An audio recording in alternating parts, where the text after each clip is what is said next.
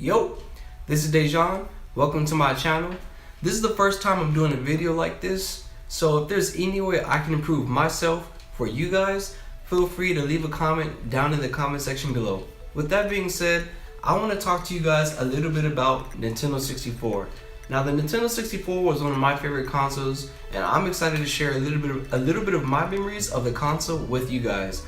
With that being said, I hope you guys enjoy the Nintendo 64 and me. I want to talk to you guys a little bit about one of my favorite consoles. This bad boy here, the Nintendo 64. I love this console right here. This console to me, it just holds a very special place in my heart. Donkey Kong 64 was the first Nintendo 64 game that we got. That moment was like a turning point, you know, for us. My older brother got majority all the games. I watched him play the games, but I do remember like all of us spent that whole day or to the night playing Donkey Kong 64, just trying to get through the game. And honestly, it was probably like one of the most fun we've had with the game. I want to talk about Donkey Kong 64, y'all. Donkey Kong 64, honestly, so I learned at a very early age too. I enjoy open world, what is the 3D platforming. I enjoy the 3D platforming genre, and I know that's not like a genre that's very popular nowadays, but because I know we have games like Ukulele. You know, Ukulele is a really great game made by Platonic, who were the original developers who worked for, they were originally Rare. And if you guys don't know about Rare pretty much helped develop some of the greatest games that Nintendo 64 has ever gotten on their consoles. I know they had the Jet Force Gemini, Conker's Bad Fur Day, the Banjo-Kazooie games, which are absolutely phenomenal. We'll talk about Banjo, you know, Diddy Kong Racing, and also they helped, you know, develop this game, Donkey Kong 64 as well. Yeah, guys, Donkey Kong 64 was an open world 3D game. You know, I'm going based on memory here, but I remember, like, you know, you start off as Donkey Kong on Donkey Kong Island, and King K. Rool has returned with this blast-o-matic machine, and he wants to destroy Donkey Kong's island. And you know, for God knows whatever reason, he probably stole his he stole his banana horde. Which, what does King K want to do with Donkey Kong's bananas anyway? I don't know. He just locked up all of Donkey Kong's friends, so you know, Tiny Kong, Chunky Kong, Lanky Kong, and Diddy Kong, you know. So you start off as Donkey Kong, and you gotta go rescue your friends, and you gotta go world to world, while also collecting a whole bunch of your bananas. You gotta find your coins, and every character has a color coordinated to them, so you actually have to backtrack worlds even when you've already finished them as a new character that you've unlocked to recollect their portion, you know, in that level. And maybe not a lot of people really like that, and you know, but I really enjoyed it in 3D World games. I liked it a lot. Donkey Kong 64 was such a huge game for me to play, and there are moments where, you know, I was a little kid, I would get scared easy. Like, I remember this one scary stage. It was like a monster mansion. The music in that level was incredible. Rare is really like very like known for having great music in their video games.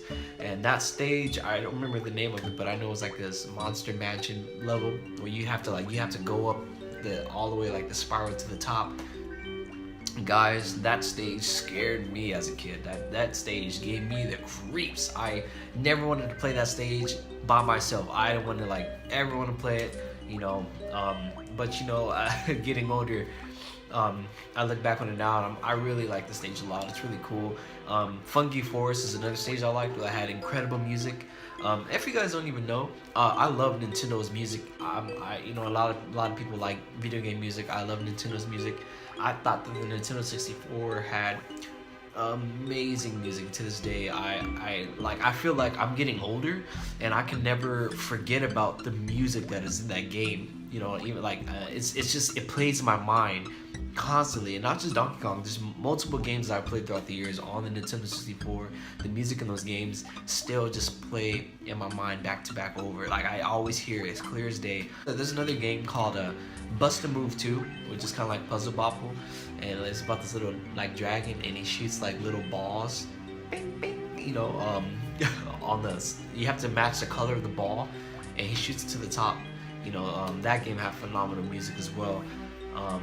There's just a lot of good memories playing Donkey Kong 64. All the bosses, all the Toy Factory boss was quite scary. You had to use Tiny Kong, you had to like fly and avoid his like laser beams. So yeah, those are great games. Excuse my voice, by the way, guys. I'm trying not to get sick.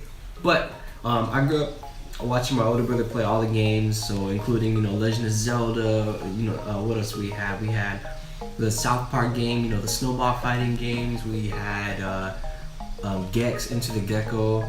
You know, just a lot of the popular games, Pokemon Stadium, WrestleMania 2000. So today, I just kind of want to take a walk down memory lane. I want to know, did you guys have a Nintendo 64 growing up? Anyone who had a Nintendo 64 growing up, you know, please leave a message down in the comment section below. Let's talk about, like, you know, our memories with this console. You know, I really would love to hear what you guys have to say, and do you guys game at all? So, you know, before I kind of go a little bit more into just my little backstory on my video games, why don't you guys smash that like button for your boy, you know, and just hit that subscribe button if you enjoy this content, you know. And yeah, honestly, that really helps me a lot. I appreciate it. Thank you guys so much. Alright, but with that being said, let's get back to the video. Not every Nintendo you got was the same. You know, some Nintendo consoles had different memory storages. We got ours that came with the expansion pack, which happens to be this little pack that comes inside the console here. This expansion pack allowed you to play games that had more memory in them. So like certain games you weren't allowed to play without having that expansion pack. In order to play like Donkey Kong 64, and I believe Legend of Zelda Majora's Mask and Perfect Dark, you had to have the expansion pack for your console. Unfortunately, not a lot of consoles had that. I do have the other pack as well, and I always found it hard to get out of the console. Me and my family, we used to get like a knife or something to like pop it out of place. Nintendo revolutionized the controller. You know, got my controller here as well by adding this joystick onto the controller. And I know it's such a silly thing today, like, you know, oh, it's just a joystick, whatever. But you know what? Back then, this was a whole different game changer. Like, this really made playing games completely just out of this world. I remember way back in the day, we used to have the see-through color controllers, but I do have the yellow one, your classic gray Nintendo 64 controller, and I do have a blue one as well. A lot of people say that the controller is very strange. I actually disagree. I'm gonna be against the grain here. I'm gonna say I love this controller. You know, but at the same time, I'm not gonna act like this controller is perfect. It definitely has its flaws. It's really uncomfortable. The D-pad, you know, when you have to rotate the sticks and you could hurt you know, get a blister on your hand. That's never a fun time, especially when you're playing Mario Party. But you know what? I really like the design of the Nintendo 64 controller. Most of the games that you're gonna play on the Nintendo 64 use the joystick, you know, because this is like the new gimmick of that time. You know, you want to play games and you want to explore the world. So the majority of the games, you want to hold the controller, you know, and this middle one, and you're going to take the other hand and hold it, you know, with your buttons here. You know, that's pretty much how you're going to be playing the majority of the games. Only certain games will allow you to use the D-pad. You know, so if you're playing a game like Pokemon Stadium, they want you to use the D-pad. And if you're playing like WrestleMania, then you're going to use the D-pad and the buttons. But for the majority of the other games, you're going to be using, you know, the joystick, because that's the new thing. I also kind of want to talk a little bit about Super Mario 64. You know, what really can you say about this game? Super Mario 64 was probably the first, you know, it's not probably, I'm sorry, it is the first 3D Mario game that we've ever gotten the chance to play. And if you haven't played this game, I suggest you guys, you know, finding some way to play it. You can play these games, Super Mario 64 specifically, you play it on the Wii U. off the eShop. You can download the game there. The Wii actually removed their original Wii shop, which was a fantastic online store, but you can still play these games on the Wii U if you have a Wii U. Totally slept on console. Totally, I know, but hey, I like the Wii U. But anyway, yeah, Super Mario 64 was just another awesome game for the Nintendo 64. I used to play that game a lot as a kid as well. You know, it was the first game that I've ever like played where I got to like, you know, like you did like platforming and stuff like that, and you can have Mario like run around in circles and do all sorts of flips, and wall kicks was like the first time we were able to do that with him. This game took me on an adventure when I was a kid. I enjoyed, you know, looking at the castle. I was one of those weird kids who would play the games but like always do something else in the game. You know, I would just kind of go and explore the world, the hub world. And in the beginning of this game, you start off just out in the field in front of Peach's castle. Mario pops out of this green pipe, you know, and that's just how you start the game. The music, all you hear was like birds chirping, the sound of like running water in front of Peach's castle. And when you get to the castle, Lakitu comes down with this camera and he tells you like, oh, how do you use camera controls, because that was the first time you could control a camera in a 3D game. So that was like really cool. But yes, you know, you go to the castle. Bowser laughs at you, which is like really creepy. When I was a kid, I was like, whoa, that's like pretty scary. Whoa, you know. But yeah, you go inside the castle, and then like you're forced to go into one world, which is the very first world, Bomb Bomb Mountain. I'm pretty sure that's what it's called. And pretty much just kind of just have Mario go on all these crazy adventures. And it was just cool, you know. The more power stars you collected, you know, the further you go into the game. Nintendo's first party games were always going to be the ones that sell the most, and also the games that were developed by Rare. Nintendo didn't really have a good, you know, amount of third party support on the Nintendo 64, but their first party titles really helped it survive in its generation. I want to give a shout out to the smaller like companies. You know, I have this game called Milo's Bowling here, and it's not a very popular game, and it may not even be like that, you know, not a lot of people really know about it too much, but you know, maybe for about the small niche of people out there who know about Milo's Bowling, it's such a great game. You know, it was developed by Crave, and it's just a, you know, it's just a spacey astro bowling game that had like really groovy music in it. I mostly got my Nintendo experience probably, you know, early 2000s and onward.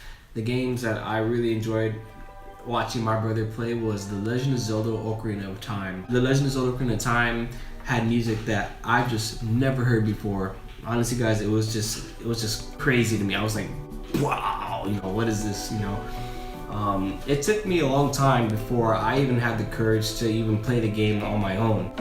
Maybe I'll do like a top 10 Nintendo 64 games if that's something you guys want to see. Just sound off in the comment section below, and let me know if you guys want me to do like my top 10 Nintendo 64 games. It ain't nothing new, but you know what? You don't got my top 10. But kind of just going on, you know, Super Mario 64, Donkey Kong 64, Banjo-Kazooie, Glover 64, Gex Enter the Gecko. There's so many games. Mario Party series. I love Mario Party 1, 2, and 3. I love Mario Party. I'll probably always be playing Mario Party.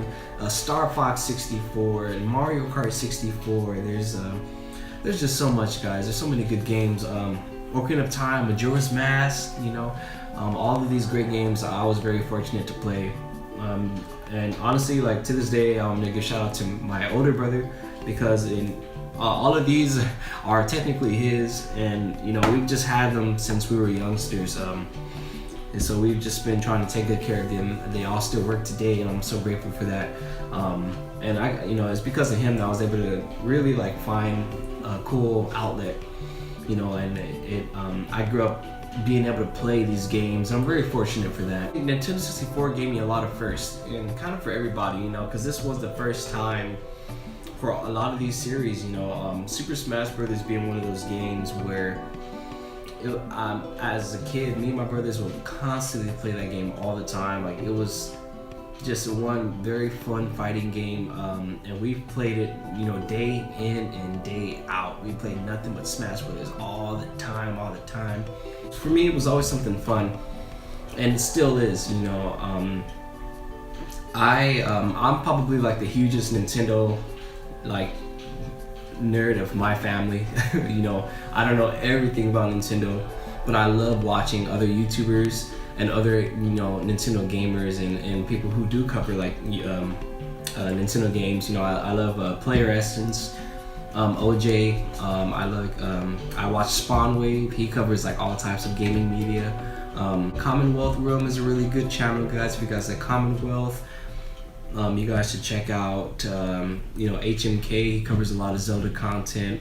Yeah, there's just some relaxed. Alex, there's Good Morning Gamer. There's just so many good ones out there, guys. I don't know what my niche is, but I do want to just talk about one of my loves, and that is gaming. You know, I love gaming specifically and especially Nintendo. I love Nintendo. I'm a Nintendo fan, but I won't even lie. So, you know, I like to just stick to Nintendo because I actually enjoy it and I have the most fun playing these games, and you know, your family can get in on it. But you know, I don't want to drag on the video for too long. I'll probably just end it there, guys. Yo, just let me know if there's anything else you guys want to see. If you guys want to see that top 10 Nintendo 64 games, I can go ahead and get started on that video for you guys if you guys want to see that. And if you guys want to see maybe even GameCube, I can talk about GameCube. I still have my GameCube, guys, so you know, we can talk about that. Any kind of thing Nintendo related. If you guys even like Nintendo, or you know, let me know. What do you guys like to play? Do you like PlayStation? I have a little bit of PlayStation history too. You know, so yeah, guys, we can just go ahead and talk about it. You know, feel free to smash the like button if you guys enjoyed the content, and hit the bell icon if you want to see more videos from me. Thank you guys so much. Have a good one. All right, take care. I wanted to play Mario Party with my siblings, but pizza first. I'm hungry. Oh, great. There's only 2 left. Oh, whatever. I guess I'll take them. Good stuff.